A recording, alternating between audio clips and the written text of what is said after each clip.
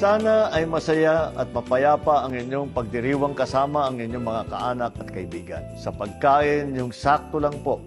Alam nyo naman, mataas ang mga kaso ng heart attack ngayong panahon dahil napaparami po ang kain natin ng taba. Ingat lang po sa pagmamaneho kung saan po kayo pupunta. At siyempre, mag-ingat sa mga paputok. Iwasan na natin yan. Doon na po tayo sa mga turotot at iba pang malingay na mga laruan. Para kumpleto at masaya ang pagsalubong natin sa darating na bagong taon. Merry Christmas!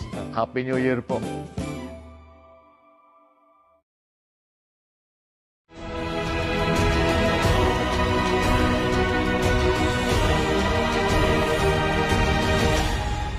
Assalamualaikum warahmatullahi wabarakatuh.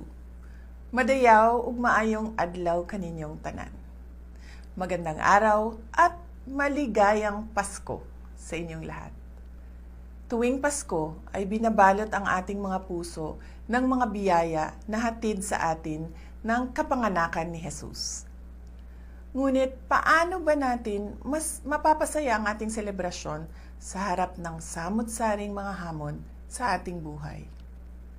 Mga kababayan, magiging mas makabuluhan ang Pasko kung ibabahagi natin ang mga biyaya ng Diyos sa ating kapwa, lalo na sa mga nahihirapan sa buhay, mga may karamdaman, mga ulila at walang tahanan, mga biktima ng sakuna at karahasan, at mga sektor na dumaranas ng kapabayaan.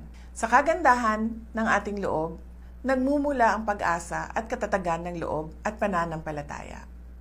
At ito ang gagabay at magpapalakas sa atin bilang mga individual, bilang mga pamilya, at bilang isang bansa. Hangad ko ang inyong kaligayahan kasama ang inyong mga kapamilya at mahal sa buhay. Lagi din nating ipagdasal ang biyaya ng kapayapaan at katatagan ng ating minamahal na bansa. Tandaan po natin na ang pusong nagpapasalamat ay mapagbigay, mapagmahal, mapagpatawad. Mula sa kaibuturan ng aking puso, malipayong Pasko kaninyong tanan. Mahalin natin ang Pilipinas para sa Diyos sa bayan at sa bawat pamilyang Pilipino. Syukran.